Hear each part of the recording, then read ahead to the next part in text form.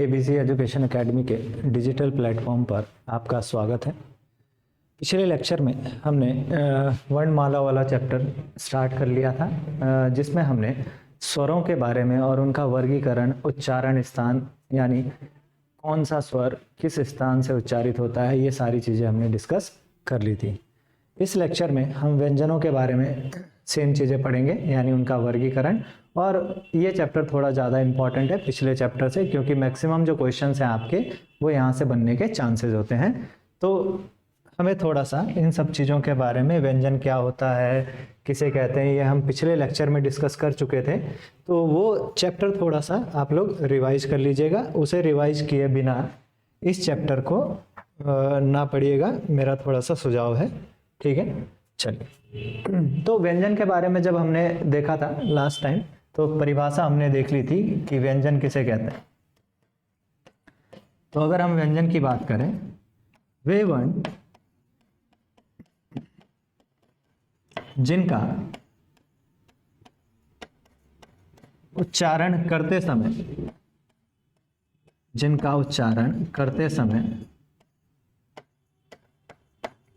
अन्य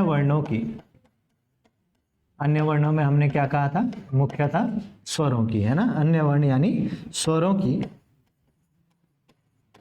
सहायता ली जाती है।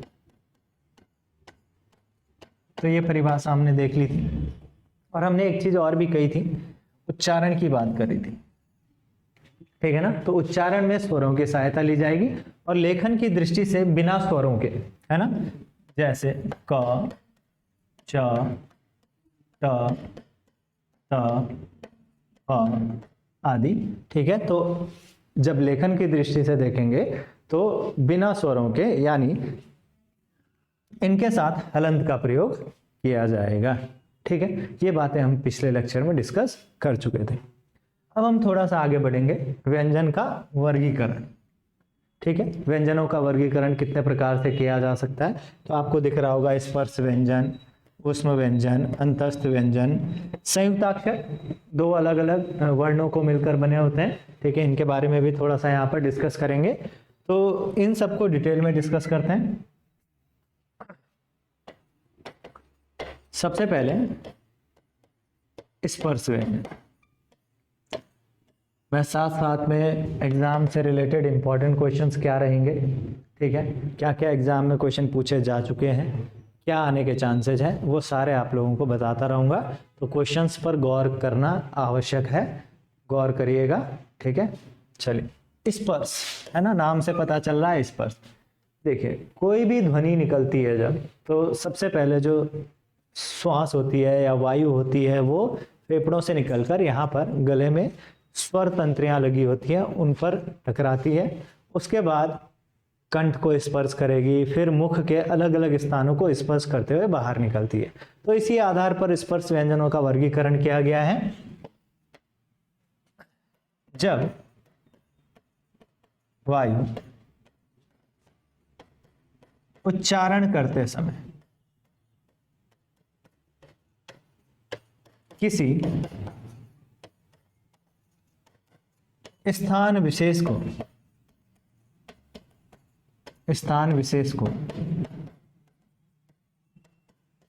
स्पर्श करती है,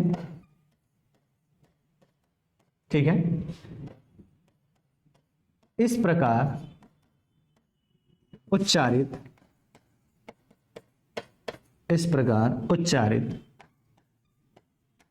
व्यंजन वर्ण, इस प्रकार उच्चारित व्यंजन वर्ण स्पर्श व्यंजन कहलाते हैं। स्पर्श व्यंजन कहलाते हैं। साथ साथ में डेफिनेशन भी नोट करते रहना। ठीक है। चलिए, इस प्रकार के व्यंजन वर्ण क्या कहलाते हैं, स्पर्श व्यंजन कहलाते हैं। ठीक है। आपको एक चीज और ध्यान रखनी है, अगर संख्या की बात की जाए, स्पर्श व्यंजनों की संख्या कितनी है, 25 है। ठीक है। और इसके साथ एक और इम्पॉर्टेंट क्वेश्चन बनता है, वर्ग, यानी 5 वर्गों में ये 25 वर्ण क्या है, विभाजित करे गए हैं, यानी प्रत्येक वर्ग में कितने वर्ण होंगे, 5 वर्ण होंगे। ठीक है।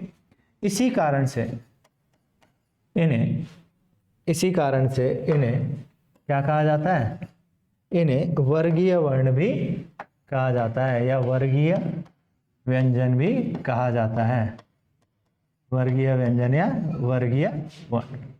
ठीक है, तो अगर पूछा जाए वर्णमाला में वर्गों की संख्या कितनी है, तो वर्गों की संख्या कितनी है, 5।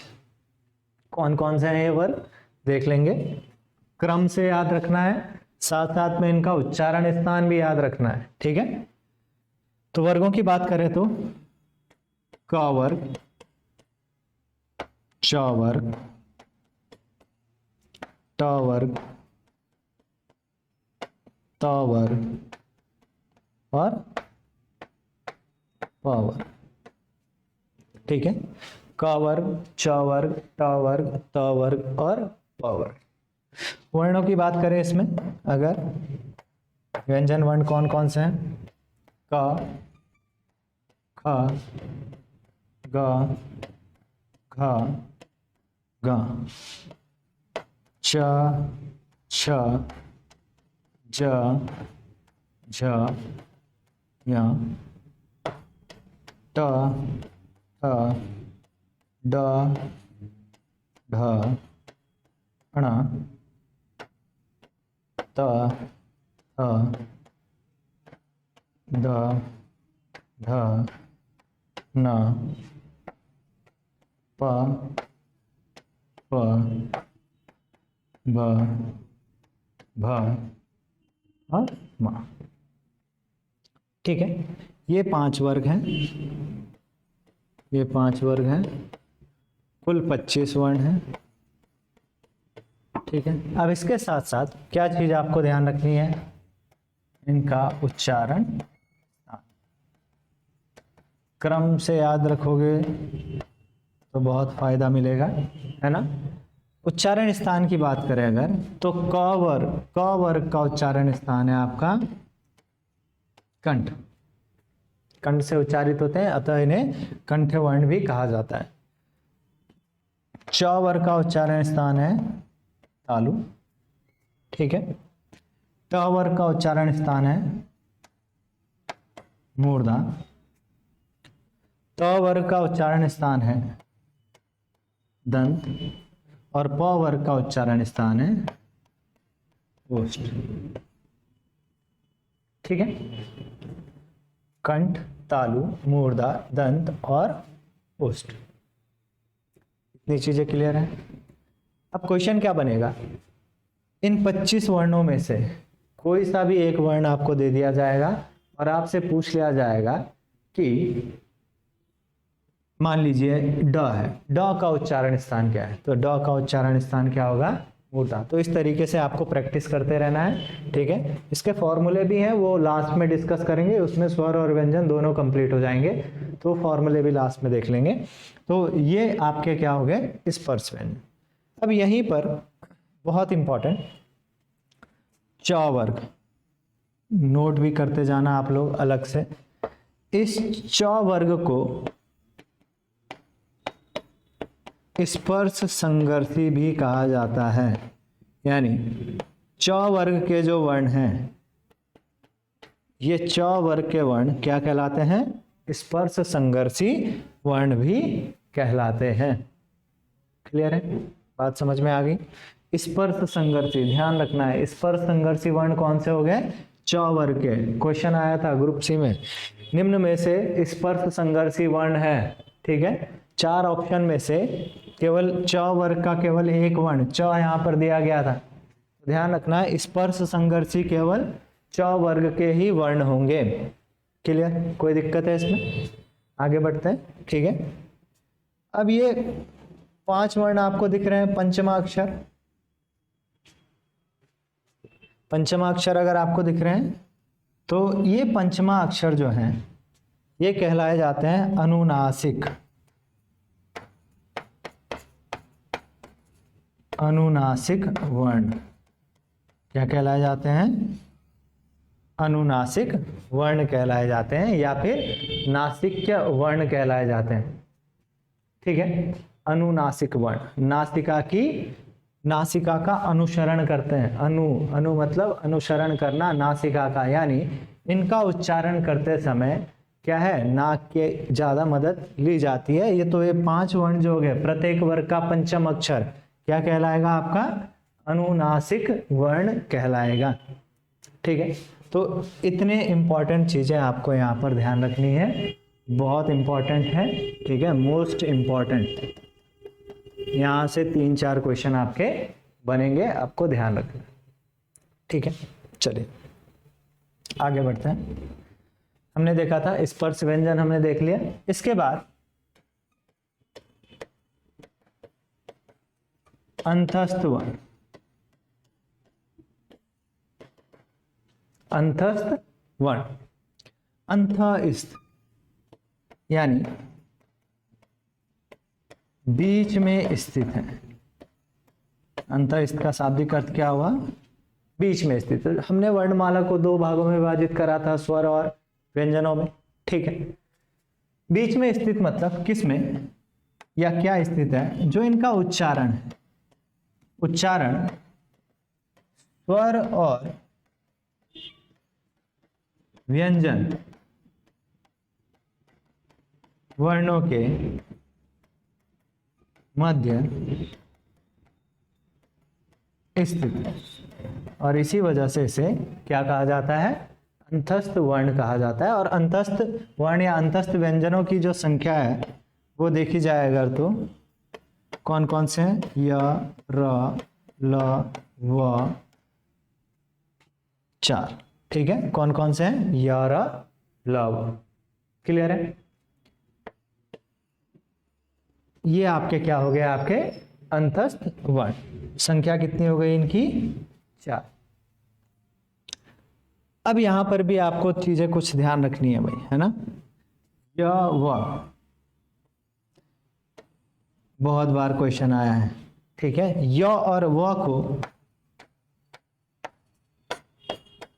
अर्ध स्वर, य और व को क्या कहा जाता है, अर्ध स्वर भी कहा जाता है। 3 या 4 बार ये क्वेश्चन आ चुका है कि निम्न में से अर्ध स्वर कौन सा है, तो अर्ध स्वर कौन सा है, य और व। अलग से लिख देते हैं, है ना, य, व। इनको ध्यान रखना आपको किस तरीके से, ये क्या है, अर्ध स्वर। ठीक है, इंपॉर्टेंट।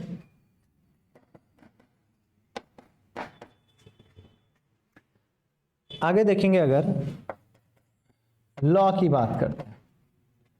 ठीक है, लॉ कैसी ध्वनि है, लॉ को कहा जाता है पार्श्विक ध्वनि। पार्श्व का मतलब होता है बगल में, तो जब भी लॉ का उच्चारण करते हैं तो वायु जीभ के बगल से होकर गुजरती है, इसलिए इसे क्या कहा जाता है, पार्श्विक। और इसके लिए आप याद रख सकते हो, ल लुंठित नहीं है। क्या नहीं है, ल लुंठित नहीं है। तो अगर ल लुंठित नहीं है तो क्या है, ल क्या हो जाएगा, पार्श्विक हो जाएगा भाई। ठीक है, ल क्या हो जाएगा, पार्श्विक। और इसी तरीके से बचा क्या आपका र, र क्या हो जाएगा, र हो जाएगा आपका लुंठित। क्या हो जाएगा, लुंठित। लुंठित का मतलब है जब भी र का उच्चारण करते हो तो जीभ में क्या होती है आपकी, वाइब्रेशन, यानी ऊपर नीचे। ठीक है, तो ये जो र है लुंठित के साथ साथ हम इसे प्रकंपित ध्वनि भी कहते हैं। क्या कहते हैं, प्रकंपित ध्वनि।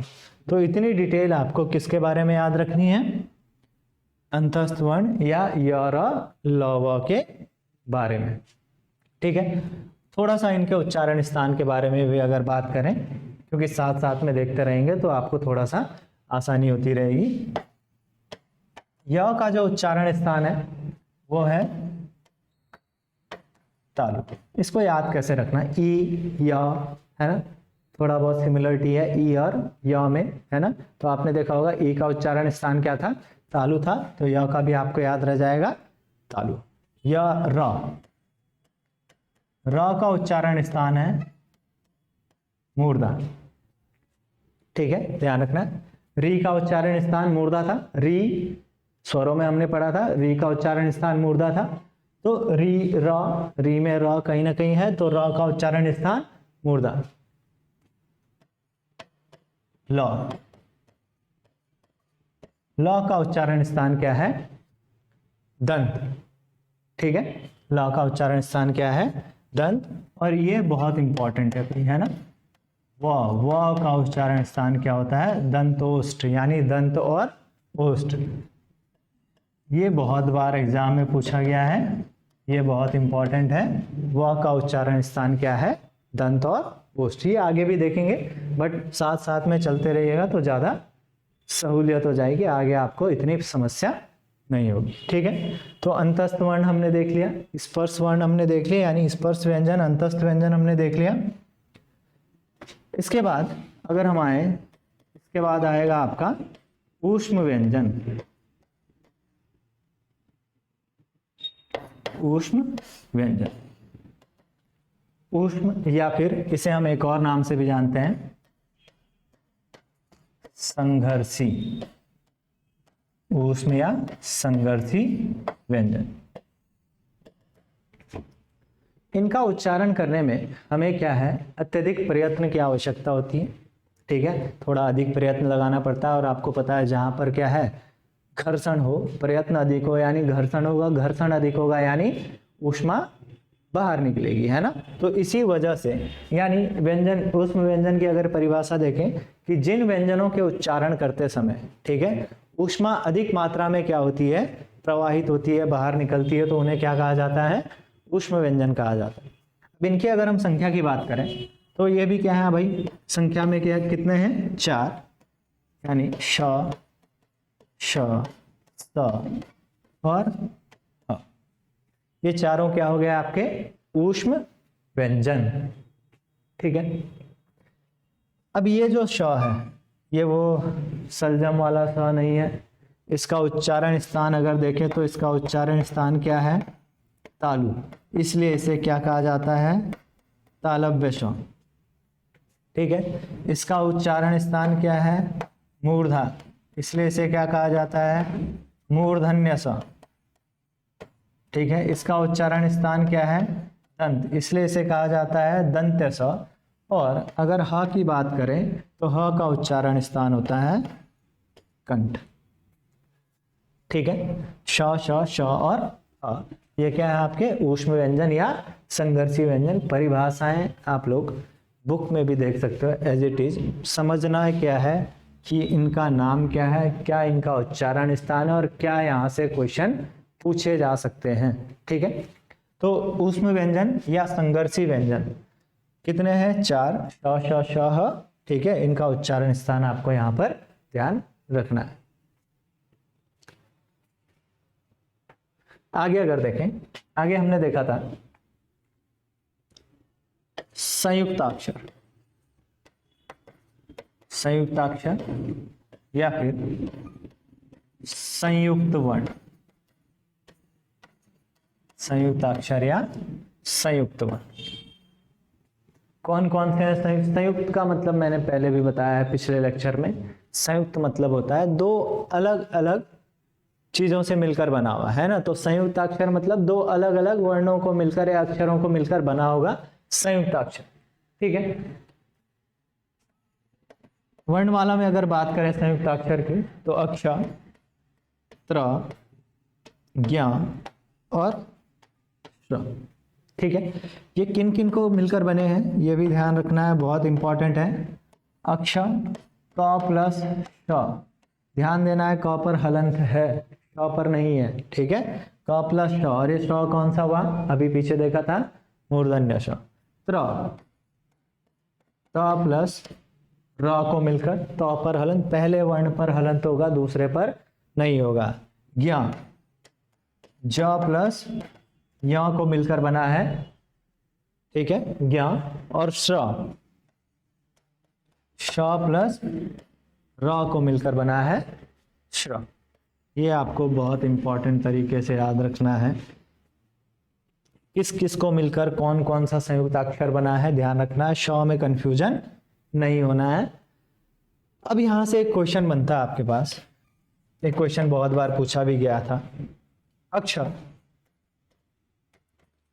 हिंदी वर्णमाला में या हिंदी शब्दकोश में, ठीक है, शब्दकोश कह लीजिए या फिर हिंदी वर्णमाला में, हिंदी वर्णमाला में किस वर्ण के उपरांत आता है, किस वर्ण के उपरांत आता है, ठीक है। तो जब भी इस टाइप का क्वेश्चन आ जाए संयुक्त अक्षरों के लिए, इनके लिए, तो अगर अक्षर है तो त्र भी पूछा जा सकता है, ज्ञ भी पूछा जा सकता है और त्र भी पूछा जा सकता है।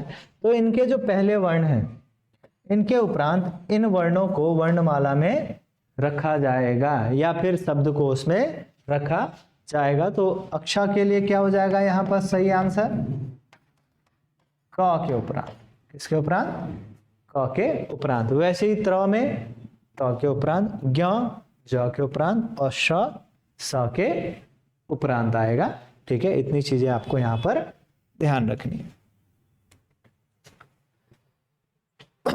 चलिए, कुछ इंपॉर्टेंट चीजें हैं व्यंजनों के वर्गीकरण से संबंधित, नोट करके अलग से लिखा है। द्विगुण व्यंजन, हमने ट वर्ग में ट, ठ, ड, ढ और अणा देखा था, ट, ठ, ड, ढ, अणा।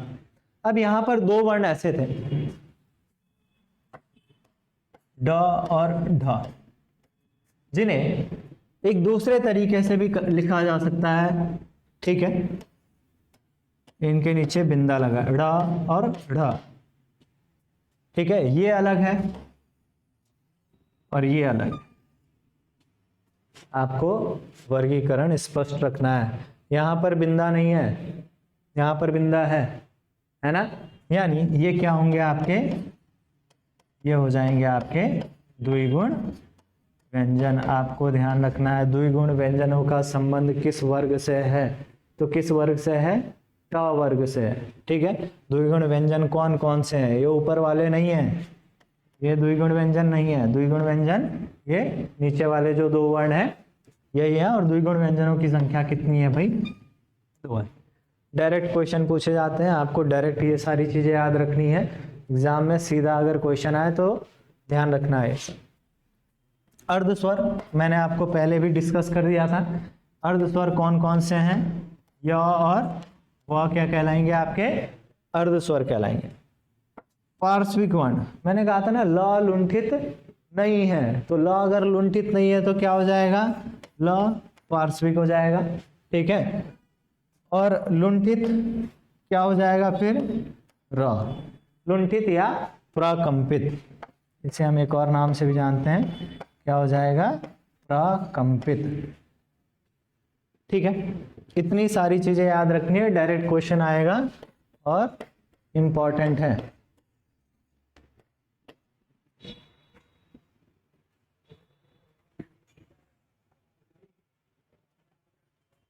चलिए, तो अभी हमने स्वर और व्यंजन वर्णों का पूरा वर्गीकरण कर लिया है। स्वरों की संख्या कितनी होती है, व्यंजनों की संख्या कितनी होती है, हमने देख लिया था। तो हमने अगर देखा है यहाँ पर अभी तक क्या देखा, स्वरों का वर्गीकरण अगर किया जाए, या फिर स्वरों की संख्या पहले देख लेते हैं। स्वरों की संख्या कितनी है, 11, ठीक है। व्यंजनों की संख्या कितनी है, व्यंजनों की संख्या कितनी है भाई, 33 है ना। अगर इन दोनों को मिला दिया जाए तो कितने हुए, 44। पर हमारे पास कुल वर्णों की संख्या कितनी है, कुल वर्णों की संख्या अगर देखी जाए कितनी है, कुल वर्णों की संख्या कितनी है, 52, है ना। तो मैंने कहा था आपको कि अंत में मैं आपको एक चीज बताऊंगा कि ये जो 52 वर्ण है ये कौन कौन से हैं, है ना। पिछले लेक्चर में मैंने कहा था कि एक बार कोशिश करना लिखने की, ठीक है। आई एम श्योर कि मैक्सिमम लोग सही नहीं लिख पाएंगे, बट आज मैं आपको पूरी वर्णमाला यहाँ पर लिखकर बता देता हूँ कि ये जो 52 वर्ण है ये कौन कौन से हैं। आपको इसे एज इट इज नोट कर लेना है, ध्यान रखना है, और यहीं पर इसका वर्गीकरण भी देख लेंगे स्वरों का और व्यंजनों का, है ना। तो स्वर कहाँ से स्टार्ट होते हैं भाई, है ना, अ, आ, ई, उ, री, ए, आई, ओ, आओ, ठीक है, ये सारे क्या हो गए आपके, ये सारे के सारे आपके क्या हो गए, स्वर, और इनकी संख्या अगर आप देखोगे तो कितने हो गए, 11। क्लियर। चलिए, इसके बाद हमने देखा था ओ अव के बाद क्या आता है, अंग अह। ओ अव के बाद क्या आता है, अंग अह, और इसे हम अनुस्वार और विसर्ग भी कह देते हैं, और इसे हमने एक और नाम दिया था, क्या नाम दिया था, अयोगवाह। पिछले लेक्चर में बताया है, आप देख लीजिएगा। अंग अह क्या हो गए, अयोगवाह। इसके बाद क्या आएगा, क वर्ग, उसके बाद आएगा च वर्ग, उसके बाद आएगा ट वर्ग, उसके बाद आएगा त वर्ग, और उसके बाद आएगा प वर्ग। यानी ये वर्गीय व्यंजन हो गए, जिन्हें हमने क्या कहा था, इन्हें हमने स्पर्श व्यंजन भी कहा था। रिवाइंड करके देख लीजिएगा, सबके वर्ण लिखे हैं, क ख ग घ च छ ज झ ट ठ ड ढ, और कुल वर्णों की संख्या यहाँ पर कितनी होगी, 25 होगी, है ना। यहाँ पर ये च वर्ग वाला पॉइंट याद रखना भैया ना। च वर्ग को हमने क्या कहा था, इसे हम स्पर्श संघर्षी भी कहते हैं। क्या कहते हैं, स्पर्श संघर्षी। ठीक है, ये हो गया क से लेकर म तक। प वर्ग अंतिम वर्ण क्या है, म, तो क से म तक 25 वर्ण। ठीक है, कैलकुलेट करते रहना साथ साथ। ठीक है, इसके बाद य र ल व, ये हो गया। इसके बाद अगर हम आगे देखें, स श श और ह। ठीक है, इन्हें क्या कह दिया था, अंतस्थ, अंतस्थ व्यंजन। और इन्हें क्या कहा, इन्हें कह दिया ऊष्म व्यंजन, ऊष्म या संघर्थी व्यंजन। तो इनकी संख्या कितनी है, 4। इनकी संख्या कितनी है, 4।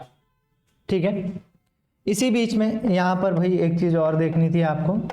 हमने देखा था ना द्विगुण व्यंजन,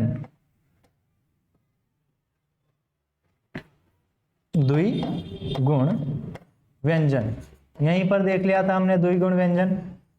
ठीक है, ट वर्ग के अंतर्गत, ट वर्ग के अंतर्गत द्विगुण व्यंजन कौन कौन से थे, ड, बिंदा लगाना जरूरी है भाई, है ना, ड और ड। और इनकी संख्या कितनी थी, इनकी संख्या कितनी थी, 2।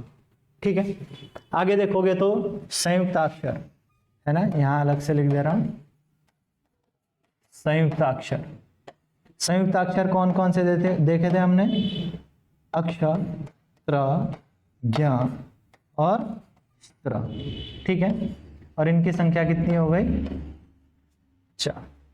अब इन्हें अगर आप टोटल करोगे, ठीक है ना, 11 प्लस 25, यहां लिख देता हूं, है ना, 11 प्लस 25 प्लस ये 2 बीच में जो द्विगुण व्यंजन 2 प्लस 4 प्लस 4 प्लस 4। ठीक है, 25 और 11 36 और 2 38 और 4 42 और 4 48, सॉरी 46 और 4 50, और ये जो अयोग हुआ है 2, ये भी मिस हो गया, है ना, प्लस 2, कुल कितने हो गए, 52। ठीक है, 11 स्वर, 2 अयोग हुआ, 25 स्पर्श व्यंजन, 2 द्विगुण व्यंजन, 4 आपके अंतस्थ व्यंजन, 4 ऊष्म व्यंजन और 4 संयुक्ताक्षर।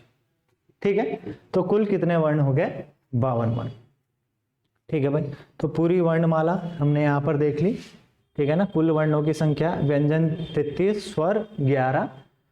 तो स्वरों और व्यंजनों का वर्गीकरण हमने यहाँ पर समाप्त कर दिया। इसके उपरांत ठीक है, एक और लेक्चर बनाने की आवश्यकता पड़ेगी इस चैप्टर में, क्योंकि अभी घोषत्व के आधार पर, प्राणत्व के आधार पर, है ना, सघोष, अघोष, अल्प प्राण, महाप्राण, ये सारी चीजें भी इसमें डिस्कस करनी है। कुछ अन्य वर्गीकरण है, ठीक है, स्वर और व्यंजनों का वर्गीकरण कुछ अन्य तरीके से भी किया जा सकता है, तो वो सारी चीजें भी देखनी है। वो चैप्टर भी बहुत इंपॉर्टेंट है, इसी से संबंधित है। ठीक है, तो थोड़ा लेक्चर लंबा होगा, इसलिए क्या किया जाएगा, एक नई वीडियो बनाएंगे ठीक है, जिसमें अलग से सघोष, अघोष, अल्प प्राण, महाप्राण और जितनी बाकी चीजें रिमेनिंग रह गई हैं इससे इंपॉर्टेंट, ठीक है, इससे संबंधित जो बहुत इंपॉर्टेंट है एग्जाम की दृष्टि से, ठीक है, तो उन्हें डिस्कस करेंगे।